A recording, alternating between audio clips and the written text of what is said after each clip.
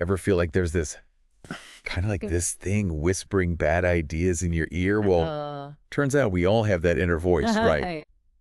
Today on the deep dive, we're diving into the psychology of evil. Okay. Not in a spooky Halloween way, Uh-huh. but by exploring the devil archetype. Yeah, yeah. I'm your host, And I'm the expert. and with us, as always, That's me. is our expert. So not about actual devils, right? Exactly. We're not endorsing any belief system here. Right. We're going to be exploring the concept of evil as a way of understanding the darker aspects of human nature that exist within all of us. This article talks about the devil archetype. What does that mean? Right. Like, it's not about actual devils. Right. Think of it as a universal symbol for our darker impulses, a concept explored by Carl Jung. It's about the chaos and destructive potential that exists in all of us, Okay. the shadow self. So, okay, so like those times you almost cut someone off in traffic Hmm. because you were running late. Exactly. Or when envy rears its head, or that little voice whispers, hey, maybe rules don't apply to me. That's the archetype at play. Interesting. This article mentions that the devil archetype pops up throughout history and across various cultures, not just in like, Christianity and stuff, Absolutely. like all over the place. The ancient Babylonians had Tiamat, the Egyptians had Apophis, Right. all these powerful figures representing chaos and destruction. Wow. It seems the battle between good and evil, order and chaos, is a universal human struggle, Yeah. reflected in our stories and myths. So how does the figure of Lucifer, the fallen angel, fit into all of this? Lucifer embodies the danger of unchecked pride and ambition. Okay. His story serves as a cautionary tale about what happens when we let our ego run wild, when we believe we're above the rules. We see this play out in the real world all the time, whether it's a power-hungry dictator or a greedy corporate executive prioritizing profit over people. It's almost as if these stories serve as warnings from those who came before us, reminding us of the potential consequences of giving in to our darker impulses. You mentioned projection earlier. Right. The article talks about how we often project our own shadow onto others, blaming them for things we don't want to acknowledge in ourselves. Right. It's making me think about those times when I've been quick to judge someone's actions without considering the full context.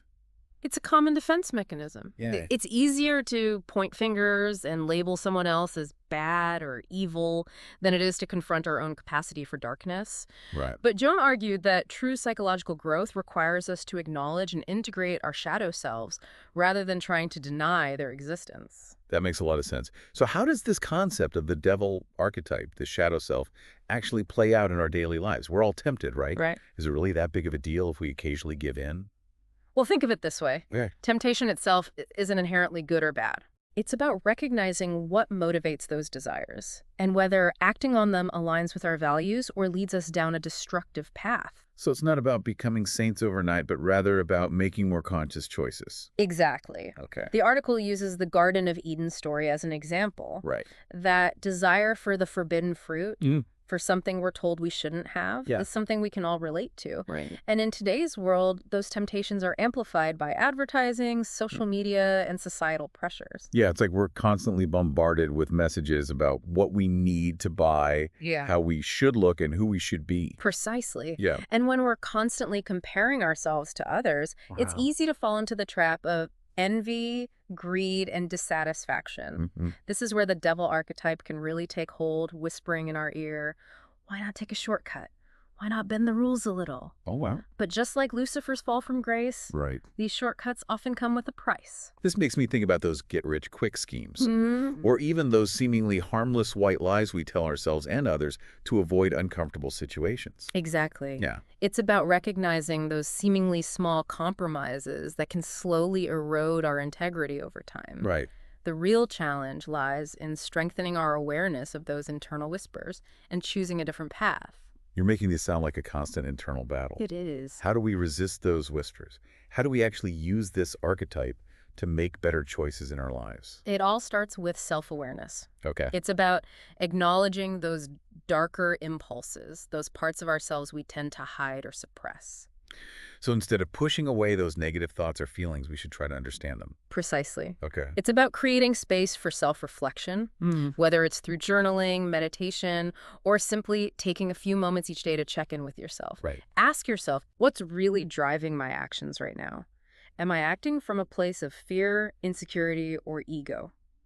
Or am I making choices that align with my values and my vision for the life I want to create? That's a powerful question. It is. It's like holding up a mirror to ourselves and honestly assessing our motivations. Yeah.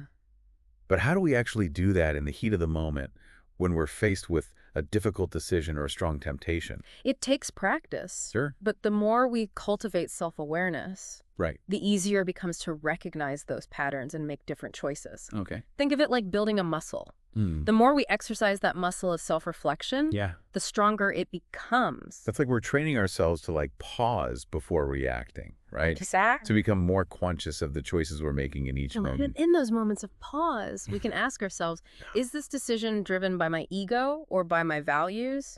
Am I trying to impress someone else or am I acting with integrity? This reminds me of a time when I was tempted to gossip about a colleague. Yeah. I was feeling insecure about my own position Yeah. and almost gave in to that urge to feel superior. You know what I mean? Yeah. It was a real devil on my shoulder moment. What's fascinating is that you caught yourself. That's self-awareness in action. Right. You recognized the impulse, Yeah. traced it back to its root, insecurity in this case, Right. and chose a different path. And you know what? Choosing not to gossip actually made me feel more confident in myself. Right. It was like I'd confronted that inner demon Mhm. and come out stronger on the other side. But that's the power of understanding these archetypes. Right. It's not about achieving some unattainable state of perfection, Right. but about recognizing our own humanity, Yeah. our capacity for both good and evil. Mhm. Each time we choose self-awareness over impulsive reactions, we strengthen our resilience against those darker influences. So this conversation, I think, has been incredibly insightful. It has. For our listeners out there, Yeah. what's the one key takeaway you hope they'll remember from our deep dive into the devil archetype? Remember this.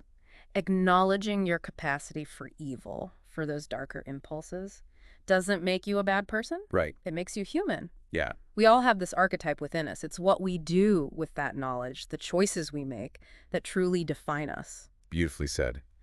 It's about understanding those shadow parts of ourselves, not being afraid of them, and then, making conscious choices even, or maybe especially when faced with temptation. So to our listeners, we leave you with this. What does your inner devil whisper? And what choices will you make when it speaks?